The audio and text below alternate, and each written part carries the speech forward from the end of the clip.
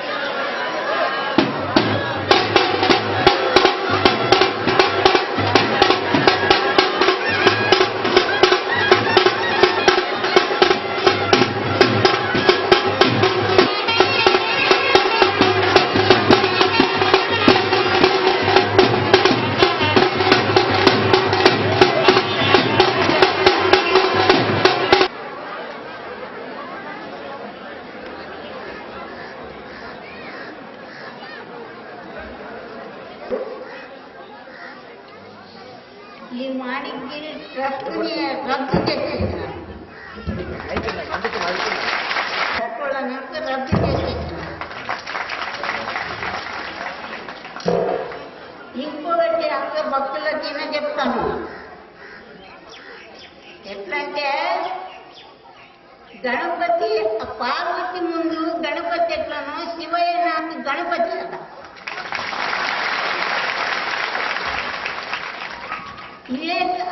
రామకృష్ణ పరమహంసకు వివేకానంద ఎట్లనో అట్లా నాకు శివయ్య. ఆ రామకృష్ణ పరమహంసను ఆ వివేకానంద లోకమంతా ఆయన కీర్తిని ఎల్లడి చేసిండు. శివయ్య కూడా నా కథ. ఏ విధంగా అంటే బ్రహ్మం గారికి 1000 మంది శిష్యులు ఉండి ఒక సిద్ధయ్య ఒక్కడే ముఖ్య శిష్యుడు. అట్లా శిష్యుడు సిద్ధయ్యలాక శివయ్య నాకు. దానికి ఈ దుర్మార్గులంతా ఏం చేసిండ్రు? ఆయన్ని పీడించి ఆయనకు ఆ ప్రాణం పోయేటట్లే చేసినారు.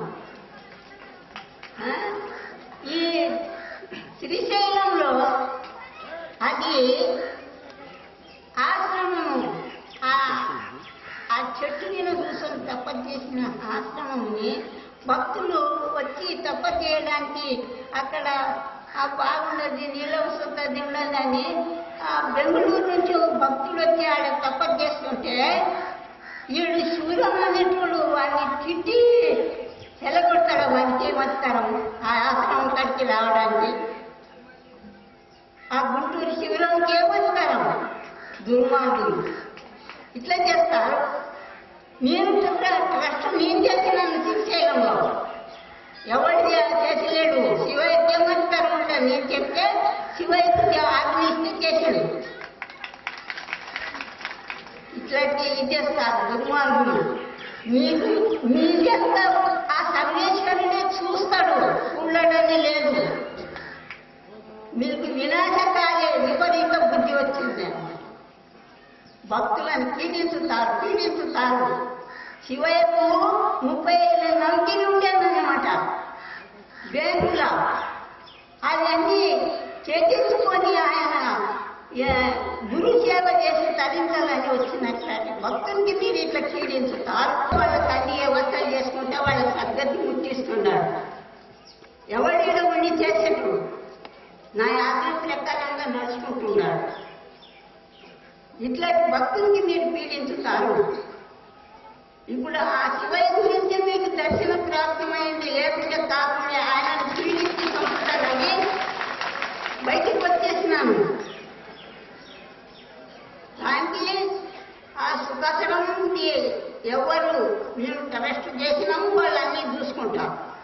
సుఖాశ్రమం చేస్తా ఏమి కార్యక్రమం వాళ్ళు చూసుకుంటారు.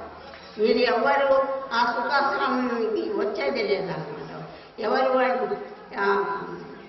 గుంటూరు శిబిరాన్ని కానీ ఎవరు రంగబాబు కానీ రంగబాబు అంతా ఆంకరం వచ్చింది. వినాశకాలేని పరిత బుద్ధి అంట. వంశం నష్టం చేసుకుంటుండే. ఏదో భగవంతుని దయ వల్ల వంశం నిలబెట్టిండు. అది గుర్తుకు రావాలి మనకి.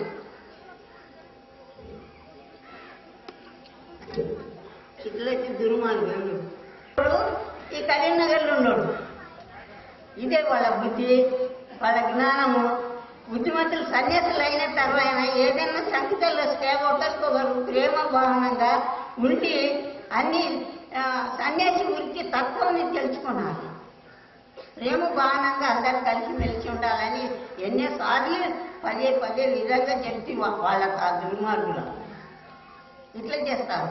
ఆ కరీంనగర్ ఆశ్రమము బాలకృష్ణ వాళ్ళు శ్రమ చేసి బాలకృష్ణ కష్టపడి ఆ అడవిలో ఉంటే తీసుకుపోయి ఆ చింతల రాజమౌళి పట్టుకొని ఆయన అదేమో బాలకృష్ణ నిలబెట్టాలి. బాలకృష్ణనే ఎత్తి బాలకృష్ణ అన్ని చేసిండు. చింతల రాజేశ్వర కొడుకు బాలకృష్ణ. అట్లా వాళ్ళు మీరు ఆయనకు స్వాధీనం చేస్తారు. మళ్ళీ ఆయనకు ప్రయత్నంతో వచ్చింది అది. వాళ్ళు రాజమౌళి ఇద్దరు మాట్లాడుకొని అమ్మ ఇష్టపడని మీద మళ్ళా అమ్మ ఇష్టపడితే అంత అమ్మ కొట్టిస్తానంటున్నారు అని. ఊళ్ళో మంది ఇంత జాగిస్తారా ధర్మం ఇచ్చేటోళ్ళు అంటే అది అమ్మ నుండే అమ్మ తీసుకున్నదంటే చెప్పింది అనమాట. ఆయన జ్ఞానంతో మాట్లాడారు. అది అమ్మ నుండే అమ్మ తీసుకున్నది అంటున్నారు.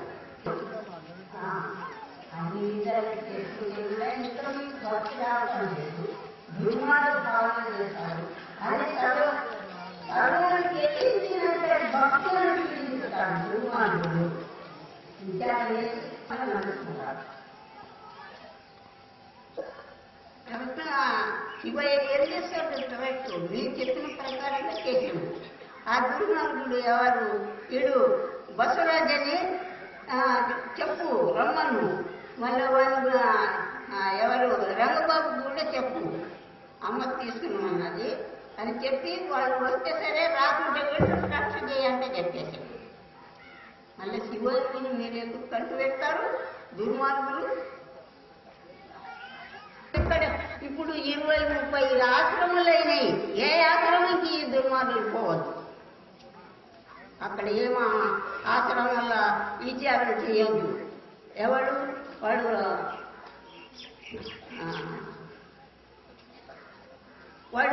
వాడిని మల్లికార్జున నేను ఏ ఆశ్రమంలోకి వెళ్ళి అన్ని ఆశ్రమాలకు వెళ్ళి దుబ్బేసినాను. వాడిని వస్తే మటుకు ఏ ఆశ్రమంలో ఉంచేది లేదన్నమాట. విపరిస్తాడు ఆ దుర్మార్గుడు. వాడిని పోలీస్ స్టేషన్కి ఇస్తేనే అప్పుడు చక్కగట్టారు. వాళ్ళు మెత్తగా దంచుతారు. శివయ్యని దంచి ఎల్లగొట్టాలని ప్రయత్నం చేసినారు ఈ దుర్మార్గులంతా. ఇదే ఈ ట్రస్ట్, ఇది పద్ధతి. ఇదే భక్తులని రక్షణ చేయాలి. మంచి చెడ్డది ఆశ్రమంలో అర్చుకునాలి. ఇది ట్రస్ట్ ఎందుకు చేస్తారు అంటే మంచి చెడ్డది తెలవాలి అని చేస్తారు. శివయ్య ఇప్పుడు అన్ని విధాలు మీకు చెప్పంగా లెక్క పత్రం మంచి శివయ్య అందరికీ నిష్ఠురమయ్యి ప్రసాదంది మాకు ఆశ్రమంకి ఏం ఆదాయం ఉండదని టెంకాయలు అన్ని దానికి ఇవన్నీ ఆయన ఇది చేసి ఆశ్రమాన్ని ఇది చేసింది. ఆశ్రమానికి దాసోహం చేసింది. దాసోహంకి ఆదాయం చేసింది. శివయ్య విషయం వ్యక్తిత్వం మిమ్మల్ని అంతా ఖండితం చేస్తాము.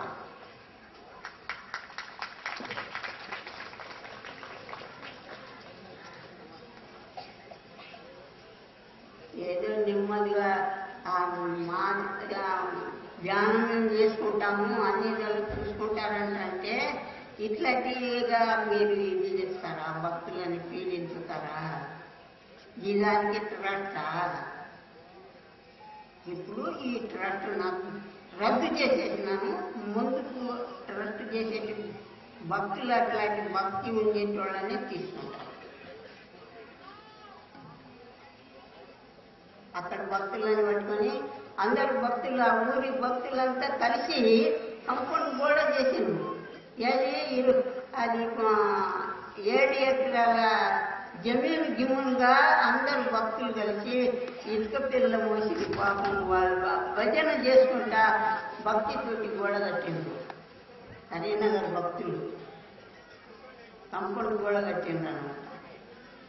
అంతా ఎప్పుడు మీకు పురుషులు అయితే అక్కడ పోండి, పూజ చేసుకోండి, ధ్యానం చేసుకోండి. అక్కడ భక్తులు కూడా ఎవరినైనా ఉంచుతాం మనం.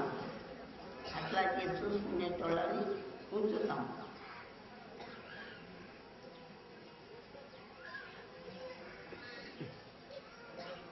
నేను చచ్చిపోయింది శివయ్యని జైలులో పెట్టేసి తన్ని ఎలగొట్టాలి. శక్తి వచ్చిన మీకోసం ఇంకే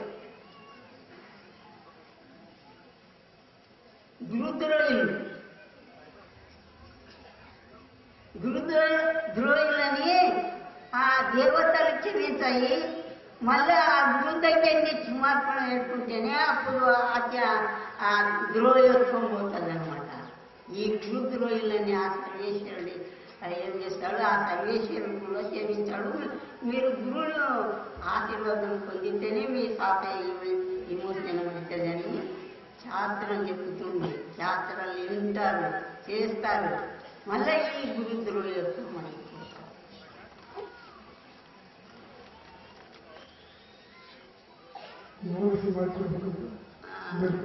ఇప్పుడు దీని విషయం చెప్పింది సార్ నాయన. ఇక నీకు భాషణ చేయి అమ్మ, ఇది నీవు చెప్పు. లోక కళ్యాణం కోసం చెప్పండి. లోక కళ్యాణం కోసం భక్తులకి సందేశం పట్టుకున్నాడు. ప్రారంభుడు ఎట్లా పట్టుకున్నాడు? తండ్రి నానా ఇదాల ప్రారంభింది అంత ఇంటారు కదా, నానా ఇదాల తండ్రి పీడించు. తుదకు సత్యం సత్యం అవుతుంది, అసత్యం అసత్యం అవుతుంది. భగవంతుడు ఏకస్వరూపుడు ఒక్కడే. మీ యొక్క భిన్న భావనలు భిన్న భావనలతోటి చూస్తారు. ఏకస్వరూపుడు ఒకడే పరమాత్ముడు, సర్వంతర్యామి. దానికి ప్రహ్లాదుడు నానా యుద్ధంగా నిన్నెవరు చంపర్రా, నేనే చంపుతానని అరణ్యం తీసుకుపోయాడు. కత్తి చేతుల వడ్డీళ్ళు యాడున్నాడు రసుకు అది అంటాడు. ఏమి ఉంటాడు చూడదు అంటే ఆ స్తంభంలోకి వెళ్ళి రౌతులకి వెళ్ళి అప్పుడు రౌతుని తన్నితే రౌతులకి వెళ్ళి ఉద్భవించుకొని వచ్చి ఈరండకశిపుని చిల్చి పేగులు జనేరం వేసుకున్నాడు. ప్రహ్లాదునికి చిరంజీ అవసరమైంది. అట్లా చూసుకోండి, భక్తులని పీడించరాదు. అట్లాంటి భక్తులని తందే స్వయం నేను చెప్పింది విన్నావంటే కాదు నైనా, అది వేరే కాదు ఇది వేరే కాదు, ఏకరూపమే అంతా అంటారు. ఆయన భగవంతుడు ఏకరూపంగా కనపడుతున్నాడు ప్రహ్లాదునికి. ఈరణ్యకశిపుడు భిన్నభావనతో నశించిపోయిండు. ఏకభావనతో ప్రహ్లాదుడు చిరంజీవన్యుడు. అట్లా ఇవి చిన్న చిన్న కథలు. మీరు భక్తులు వీటిని మననం చేయాలి. మీకు దురుడత్వం వస్తుంది. ఇది అంతా మాయ ప్రపంచం. ఎట్లంటే ఇంద్రధ్యానం. ఆ ఇంద్రియాల్ని నిలబెట్టే శక్తి లేక, మనసుని నిగ్రహించే శక్తి లేక నానా అవస్థలు పడుకుంటే సంసారికంలో పడి పిల్లలు, మేకలు, ధనము, అన్ని కోరికలు పెరిగిపోతాయి. నేను భగవంతునికి ఏమడిగినా అందరిలాగా నేను కావద్దు. నీవు పుట్టించినావు కదా, నీ పేరు మీదనే ఇది పోవాలి, నీ పేరు మీదనే సావాలి అంటే నేను సావానికే సత్య వచ్చిన బతికి రాలే ఈ కొండ మీదకి. అట్లా మీరు సంసారికంలో ఉండి కూడా భక్తి చేసుకోండి. ఏక భక్తితోటి భగవంతుణ్ణి ఏక స్వరూపుడు అట్లా ఏక భక్తితోటి భగవంతుణ్ణి పొందేటట్లాగా. ఎట్లంటే జన్మలు అనేక జన్మలు వస్తాయి అన్నమాట. ఎప్పుడు కిందికి జారిపోయిందంటే పైకి ఎక్కేది కష్టం. ఈ సంసారికంలో అందులోనే మునుగుతూ తెలుసు, అందులోనే మునుగుతూ తెలుసు తుదకు 84 లక్షల జీవ జంతువులకు పోతుంది ఎప్పుడు జారిపోతుంది అంటే. దానికి ఏదో శక్తి అనుసారంగా భక్తి చేసుకోండి. మళ్ళీ మానవ జనం పుట్టడానికి భక్తి చేసుకోండి.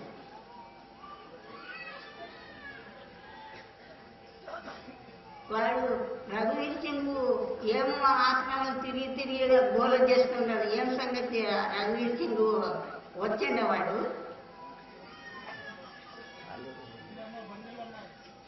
ఎవరు రాలేదా? వాళ్ళు ఎవరు వచ్చలేరు. ఎవరు వచ్చలేదు. మంచిది. ఇప్పుడు అందరూ భక్తులన్న ఇన్నోడు చెప్తారు కదా, వాడు మా ఆశ్రమంకి కాలు పెట్టొద్దు, ఏ ఆశ్రమంకి కాలు పెట్టొద్దు, దుర్మార్గుడు, ఈ దుర్మార్గుడు. కన్నడంలో చెప్పండి. ಎರಡು ಮಾತು ಕನ್ನಡದಲ್ಲಿ ನಮ್ಮ ಉಪದೇಶ ಹೇಳ್ಬೇಕಂತ ಪ್ರಾರ್ಥನೆ ಮಾಡಿ. నువ్వేನು కన్నడల నేను అమ్మలిక్కింది ఇప్పుడు నీకు తెలుస్తుంది కదా. రాలదింది మార్కండేయ అయితే తండ్రికి ఆయనకు మూర్ఖండయ్యకు సంతానం లేకుండే కదా. సంతానం లేకపోతే ఆయన తపస్సు చేస్తాడు. తపస్సు చేస్తే శివుడు ప్రత్యక్షమయ్యి వరం ఇస్తే మార్కండేయ పుడతాడు. అయితే 12 ఏళ్ళ పక్కచాన కావాలన్నా 100 ఏళ్ళ యమదడ్డ కావాలన్నా అని అడుగుతాడు. ఎవరు? భగవంతుడు. చూడండి, ఇది మంచిగా ఇచ్చారని చేయండి. అయితే ఆ మార్కండేయ ఆ మూర్ఖండేయ ఏమంటాడు, 100 ఏళ్ళ యమదడ్డని తీసుకొని ఏం చేయాలి అనుకుంటాడు. ఎవరు?